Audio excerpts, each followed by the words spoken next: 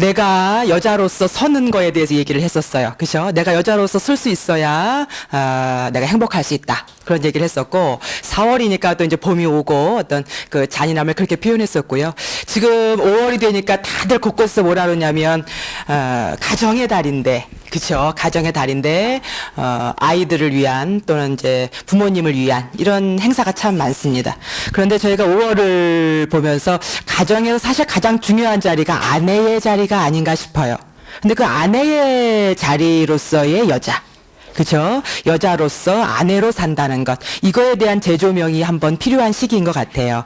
가정에서 아내의 자리가 반드시 서지 않으면 그 정체성이 온전하지 못하면 사실은 남편하고 애들이 많이 힘들죠. 그 히스테리 때문에, 그죠? 그래서 오늘은 그런 얘기를 좀 가보려고 그러는데 저는 개인적으로 신화를 참 좋아합니다. 인간의 보편적인 심리를 다루는 것 중에서 가장 근접되어 있는 게 신화예요. 신화가 어릴 때 애들 막 읽어주고 동화 같은 얘기지만 나이가 들면 들수록 그 신화라는 구조 속에 우리의 일상의 모든 것이 고스란히 담겨져 있습니다. 푸시케와 에로스의 신화를 보면 대부분의 신화가 남자들의 영웅이 나와요. 남자가 영웅으로 나와서 우리 아리따운 공주를 구해서 사랑을 성취하는 그런 남성의 영웅담이에요. 그런데 푸시케 신화만큼은 여성의 신화입니다.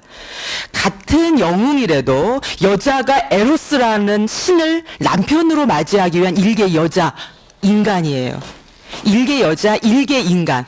일개란 표현이 어떤 좀 거친 표현이긴 한데 신의 입장에서 보면 그렇다는 거죠. 그런 여성으로서 그 시대에 감히 상상할 수 없는 여성과 인간으로서 남자의 신, 그것도 가장 에로틱한 에로스의 신을 남편으로 맞이하는 최고의 여성입니다. 가장 좋아하는 신화 중에 하나예요. 푸시케가 어느 왕국의 아주 아름다운 공주로 태어나요. 근데 이 너무 아름답다 보니까 또 가끔은 여자의 적이 또 여자죠. 그렇죠. 그래서 이 아프로디테가 가만히 있질 못해요. 가서 괴물하고 사랑에 빠지게 하고 와 하고 자기 아들 큐피트를 보냅니다. 에로스를 그 화살을 주고 보내요. 그런데 막상 가보니까 진짜 예뻐요. 에로스가 괴물하게 주기에는 또 나도 또 너무 그녀가 에로틱해요. 그래서 화살을 지가 실수로 찔렸는지 뭐 그건 알 수가 없지만 결국은 그 화살이 자기한테 찔려서 푸시케하고 사랑에 빠지는 건 괴물이 아니라 바로 에로스 자신이 돼요. 신과 인간의 여성이 사랑에 빠집니다. 그리고 그녀를 아내로 맞이하기 위해서 천상세계에 데리고 가서 둘이 살기는 사는데 용서될 수 없는 관계잖아요. 그렇죠? 인간과 신이 사랑하는 건 불륜이에요. 그렇죠? 그들의 이야기는 이렇게 시작이 되고요. 그것 때문에 이제 푸시케가 그의 신인 남편을 자기가 신이 되어서 정정당당하게 남편으로 맞이하는 과정의 일대기를 그린 영웅 신화입니다. 그 내용 자체가 뭐 줄거리는 요 정도밖에 안 돼요. 그 내용 자체가 중요한 게 아니라 내용 곳곳에 있는 그 상징성이 우리의 일상하고 많이 닮아 있어요. 그 두 가지 정도만 말씀을 드릴게요. 푸시케가 이제 사랑에 딱 빠졌잖아요. 그래서 천상세계로 싹 날아갑니다.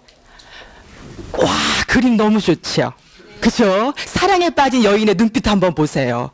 눈이 거의 에로틱에 미쳐 있어요. 그죠? 그리고 이 에로스에 안겨서 천상세계로 날아갑니다.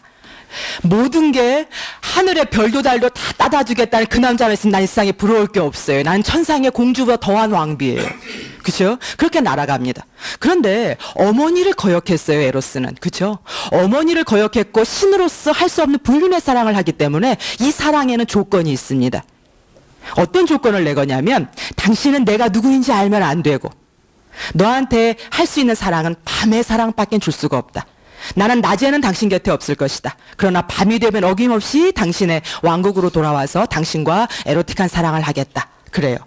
이 여자는 푸시케는 그것만으로도 좋아요. 미쳐있잖아요. 그죠? 그래서 이 밤의 사랑마저 충분해요. 그가 누구인지 내 남편이 누구인지 어떻게 생겼는지 알고 싶지 않아요. 밤에만 만나기 때문에 얼굴도 모르고 목소리만 아는 나의 남편이 에로스입니다. 그의 사랑이 이렇게 시작이 돼요. 여러분들 가끔 보시면 남편들이 신혼기에 이런 거 요구하죠. 질문하지 마. 내 세계에만 있어. 그러면 행복할 거야. 하고 권위적으로 나오죠. 아주, 그죠? 그러면서 내 세계에서 갇혀 있어서 내 세계에서 행복하게 해줄게. 밖에 보지 말고 갑과 을의 관계도 되지 말고 내 안에서 그냥 조용한 푸시케의 공주로 있으면 안 될까? 그래요. 저희 또 신혼 때는 또 완전 착한 공주잖아요. 어머, 또 그렇게 하면 또 미쳐있잖아요, 그렇게. 어느 날 문득 화가 머리 끝까지 침입니다.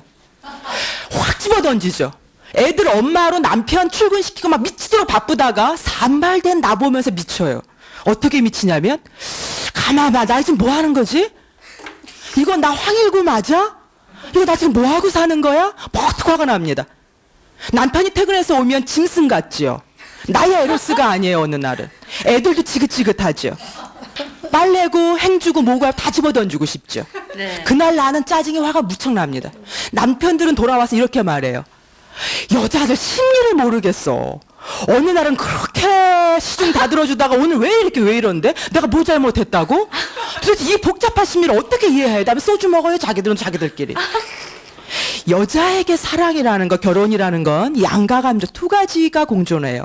사랑이고 자비로운 남편의 시작이기도 하지만 한편으로서 남편은 나에게 죽음입니다. 결혼식장에서 많은 여성들이 결혼식을 하다가 눈물을 훔쳐요. 참 이상해요. 그 행복한 날 남자는 이렇게 외치죠. 땡 잡았다, 땡 잡았다 이렇게 외쳐요. 근데 여자는 조용히 눈물을 훔칩니다. 아마 우리는 다 푸시케 후회해서 그럴 거예요. 밤에 사랑을 하는 그의 남편은 나의 자비로운 사랑의 대상이기도 하지만 나의 처녀 시절의 모든 용기와 꿈과 나의 모든 아가씨로서의 행복감을 다 뺏어간 사람은 바로 그예요. 남자들은 이거 이해해줘야 돼요. 어느 날 남편이 돌아왔는데 여자가 미쳐있지요. 분노가까지 와가지고 집어 던질 기세다. 그러면 따뜻하게 안아줘야 돼요. 너를 이렇게 만든 것도 나예요. 그렇죠? 따뜻하게 안아주셔야 됩니다. 이렇게 해서 이제 푸시케가 멍청한 짐승이 아니기 때문에 궁금증을 갖게 되죠. 과연 내가 사랑하는 남자는 누굴까? 언제까지 그 감성에만 빠져있을 수는 없잖아요. 그렇죠? 인간이 뭐예요? 의식하는 데 매력이 있는 거 아니에요? 너무 백치미가 오래가도 질리죠. 그렇죠? 그래서 이제 궁금함을 갖게 돼요. 거기에 또 누가? 우리 언니들이 합세하죠. 우리 여자들은 또 우리의 또 아군들이 있잖아요. 살짝 또 심리적으로 좀 뭘 해줘요? 복돋아 주죠. 칼을 들여다 줍니다. 이 칼을 준비하고 등불을 가져다 줍니다. 이 등불을 준비해. 그리고 너의 남편이 왔을 때 이 등불로 얼굴을 가만히 비추어 보고 분명 짐승일 거야. 분명 엄청난 괴물일 거야. 이 괴물이 밤만 되면 너를 꼬시기 위해서 그냥 왔을 뿐이야. 너는 속고 있는 거야. 이 칼로 과감히 그의 목을 쳐. 인어공주처럼. 그렇게 하고 언니들이 가요. 그럼 또 그 순간에 그런 거 같잖아요. 맞아. 그렇게 생각이 들죠. 그래서 푸시케가 늘 질문을 합니다. 당신은 어떻게 생겼어요? 나 당신을 너무 사랑하기 때문에 당신 얼굴도 보고 싶고 당신의 피부결도 보고 싶고 다 만져보고 싶은데 이 어둠 속에 당신의 음성으로 만족해 나는 너무 요즘 불행해요. 에로스가 뭐라 그래요? 불안, 의심이 들어가는 사랑은 이미 사랑이 아닙니다. 저도 말을 멋있게 해요. 그럼 또 푸시케는 죄책감에 그런 거죠. 그래요. 이날만은 용서할 수가 없어요. 그래서 조용히 등불을 들여다 대고 칼을 옆에 줍니다. 중요한 상징이 있어요. 자, 우리 여성의 심리에는 아내의 마음에는 칼과 등불이라는 두 가지의 무기가 양손에 같이 있습니다. 칼이라는 건 여성이 가진 정확한 판단력, 직관, 이성적인 능력을 말할 수도 있을 거예요. 이 칼을 함부로 휘두르면 히스테리 상태에서 칼을 휘두르게 되면 남편이 죽죠. 말이 일상에서 그럴 것 같아요. 말 한마디 남편을 죽였다 살렸다 할 수 있는 게 아내의 힘입니다. 사실은 남편 한번 몰아붙여 보세요. 이 능력도 없는 서부터 이제 뭐 이 엄청난 말을 쏟아냈을 때 애들도 죽이지만 남편도 확 죽일 수 있습니다. 그러나 하루 일상의 고단한 노동, 엄청난 그 고된 노동에서 돌아온 남편에게 아무렇지도 않게 그까지 하루 종일 노가다 뛴 거 아무렇지도 않게 의미를 부여해 줄 수 있는 사람도 아내의 그 말 한마디가 주는 칼의 예리한 힘이에요. 남편들 얼마나 철없어요. 남자들은 어떻게 보면 영원한 청년 에로스예요. 맨날 사랑만 주워 먹고 다니려고 하는 환상 속의 에로스. 언제 철들까 몰라요. 이거 한 방 터져봐. 끝나. 자기 고생 끝나. 이러죠. 나 이거 로또 맨날 사죠. 미치죠. 회사 나 당장 때려쳐도 오라는데 많아. 걱정 말라니까. 오늘 질러 막 이러죠. 옷 이거 얼마면 사는데 딱 이러죠. 미쳐요. 두들기는 건 난데, 그쵸? 그러면서 뭐라 그래요? 나 이렇게 못 믿는 거야? 아우, 막 이래요. 그럼 저희들 뭐라 그래요, 이제? 10년 차 넘어가시면 딱 한마디 있잖아요. 남자들은 그렇게 가끔은 불이 되어서 미친 1위대의 영혼을 가지고 있는지도 몰라요. 활활 타오릅니다. 막 미쳐요. 그러면 뭐라 그래요? 그만, 거기까지 됐어. 이러죠. 그 한마디의 말에 남자들 뭐라 그래요? 깨갱. 그렇죠. 남자들이요, 아내의 말을 잘 들어라. 늘 그러잖아요. 그 한마디에 깨갱 그럽니다. 아내의 말이라는 건, 아내의 이성이라는 건 가정에서 이렇게 칼의 역할을 할 때가 있어요. 휘두름을 잘 조절을 하셔야 되겠지만, 제가 오늘 가장 중요하게 말씀드리고 싶은 부분 중에 하나는 뭐냐면 등불이라는 부분입니다. 이 그림에서 지금 푸시케가 조용히 등불을 에로스의 눈가에, 그쵸? 가져다 댔는데, 괴물이 아니라, 괴물이라고 인식하고 있던 나의 남편이 막상 가까이 되니까 뭐예요? 듣도 보도 못한 가장 아름다운 신이 에로스 신이에요. 내 남편을 10년, 20년 살아서 이제는 짐승이고 괴물이고 이제는 뭐예요? 왼수죠, 가끔은. 그런데 그 남편을 가끔은 등불로, 영혼으로, 내면으로, 가슴으로 한번 잘 들여다보세요. 10년에 한 번씩 남편의 다른 모습이 보일 때가 있다고 말씀하시는 분도 계세요. 어머, 이런 모습도 있었네. 이런 게 있어요. 인간은 누구나 가슴 속에, 내면 속에 신성한 모습이 있습니다. 쉬운 말로 장점이 될 수도 있고, 내가 그를 그이기 때문에 사랑하는 어떠한 그의 고유한 신성한 가치가 있습니다. 인간은 누구나.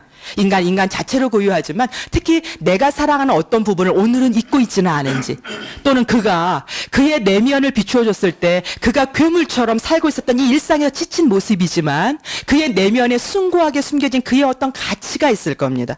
그거를 비추어주는 등불이 사실은 아내인 내 자리에서 내가 할 수 있는 일이에요. 나만이 알고 있는 그의 어떤 에로스적인 면, 그의 신성한 면, 그 등불이 내가 되어야 합니다. 우리가 남편들을 볼 때 한심할 때가 있어요. 오늘은 초점이 이제 아내의 자리이기 때문에 이제 아내를 격상해서 말씀을 드리니까 우리 남자로서 오신 우리 시청자분들은 조금 뻘쭘하실 것 같아요.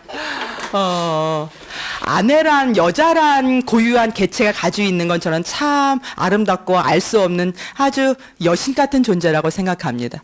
근데 그 여신으로서의 가장 정점에서의 여성의 가치라는 건 저는 등불이 아닌가 싶어요. 여성에게는 감수성이라는 게 특유하게 있기 때문에 남편 딱 보면 알죠. 아무리 먼짓 해도 그 먼짓 하는 그 자체로 느낌이 딱 오죠. 얘 또 뭐 있네. 이거 오잖아요. 남편이 딱 있을 때 가끔은 불이 되어서 활활 타오를 때가 있어요. 여성을 우리가 흙에 비유하지도 않습니다. 그쵸? 대지에 비유한단 말이에요. 그 흙이 되어서 불을 살포시 덮어줄 수 있는 것. 그쵸? 또는 남자들 가끔은 대책 없이 물이 되어서 고무인간처럼 쭉 늘어져 버릴 때가 있어요. 그렇게까지 안 해도 되는데 오바로 또 막 철철철 흘러 넘치죠, 물이 되어서. 그럴 때 가만히 물이 조용히 스며들 수 있도록 흙이 되어서 가만히 있어주는 거예요. 이것이 사실은 아내가 남편에게 할 수 있는 등불의 자리가 아닌지 모르겠습니다. 등불의 역할은 이런 거예요. 제가 좋아하는 여성 중에 퐁파르투라는 부인이 있어요. 이 그림 많이 보셨죠? 루이 15세의 영원한 연인이었던 퐁파르투는 부인이라는, 후작 부인이라는 칭호가 있지, 귀족 부인으로서의 칭호만 있지 어떤 그 왕족으로서의 칭호는 없습니다. 평민 여성이에요.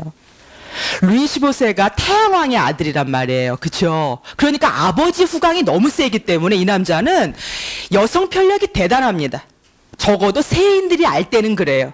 여성 편력이 심해. 여자가 뭐 삼천궁녀 저리 가라고요. 사냥을 너무 좋아해서 늘 밖으로 다니면서 남성적인 사냥, 향락과 쾌락, 이것밖에 모르는 아주 남성적인 왕이에요. 그런데 어느 날 왕족도 아닌 퐁파르투 부인에게 확 빠져가지고 평생을 그 여성 편력이 심한 그 왕이, 루이 왕이 죽을 때까지도 이 여성의 품을 떠나질 못합니다. 이 여성이 눈을 감을 때까지도 이 여성의 옆에서 자리를 지켜주었던 유일한 연인이 바로 루이 황제예요. 다른 여성들은 다 아름다움과 유혹과, 그치요? 왕 대단하십니다. 이걸로 유혹하고 있을 때, 그게 그의 사랑이었을 때, 퐁파르투 부인이 했던 사랑은 등불의 역할이었었어요. 이 여성은 루이가 꿈꾸고 있는 그의 내면 세계의 마음 상태를 잘 꿰뚫어 봅니다. 아버지가 워낙 뭐였었어요? 태양왕, 강인한 왕이었기 때문에 나도 대왕이 되고 싶은 거예요, 아들로서. 근데 아버지의 그늘에 그릴 수밖에 없어요. 가리운단 말이에요. 실질적인 루이의 원래 품성은 여성적입니다. 예술을 좋아하고 여성적이고 그렇게 사냥을 좋아하는 스타일이 아니에요. 그리고 여성적이고 예술을 좋아하기 때문에 한 여성에게서 안정을 찾고 싶어하는 욕구가 굉장히 많은 남성입니다. 의외로. 그런데 아버지의 후광 때문에 위대한 왕이, 위대한 대왕이 되어야 되겠다는 선왕의 열망, 그거에 대한 열등감, 그렇죠? 그런 거기 때문에 자기가 가지고 있는 고유한 자기의 내면을 드러낼 수가 없는 불행한 왕이었습니다. 그래서 늘 사냥을 좋아하는 것처럼 여색을 즐기는 것처럼 아버지 흉내만 냈었지 정말 외로운 남자였었어요. 그에게 등불을 비춰줬던 건 퐁파르투 부인 평민 여성입니다. 이 여성은 왕족이었기 때문에 그런 걸 배웠던 게 아니었었어요. 사교계를. 그렇기 때문에 어떤 기술로서 접근한 것이 아니라 늘 왕에게 등불을 비춰주면서 그에게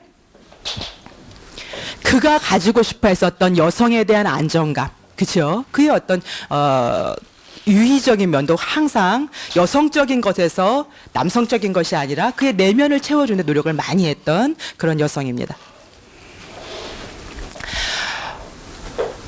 퐁파르투 부인도 그랬고 사실은 여러분들이 알고 계시는 클레오파트라도 그렇게 유혹적인 면만 가지고 있는 건 아니에요.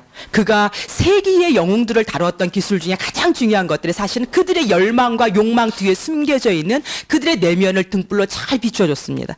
그래서 떠났다가 또 돌아왔었던 우리의 영웅들이 그의 등불에 매료됐던 거예요.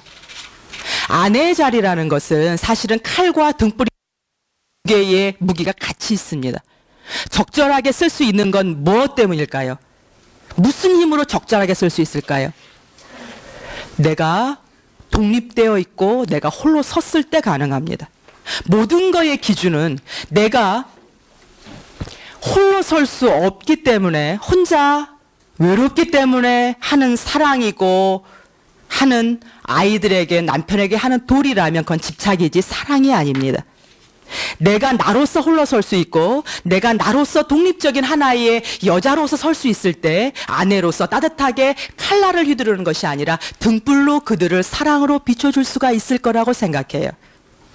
우리는 오늘 돌아가시면 내가 하나의 여자로서 한 인간으로서 독립된 나에 대해서 나의 내면에 대한 정리가 먼저 필요하겠죠. 그리고 오늘은 등불을 한번 들어보시는 날이 되었으면 좋겠습니다. 박수 한번 크게 치고 끝나겠습니다.